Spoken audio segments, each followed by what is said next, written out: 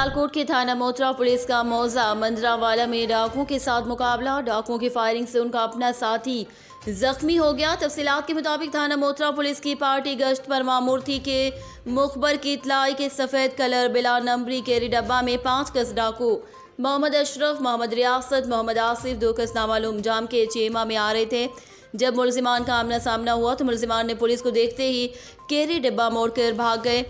Police ने carry डिब्बे का ताक़ुब करते हुए मौजा मंजरावाला में घेरे में ले लिया तो मुलजिमान ने पुलिस पर सीधी फायरिंग कर दी, जिसके नतीजे में उनका अपना ही साथी रियासत फायर लगने से जख्मी हो गया और मुलजिमान अंधेरे का फ़ायदा उठाते हुए फरार हो गए। पुलिस मुलजिम रियासत को तिब्बी इमदाद के लिए सिविल अस्पताल डस्का ले गई है। थाना मोतरा पुलिस ने मुकदमा दर्ज कर लिया और मसरूफ़ तफ्तीश है।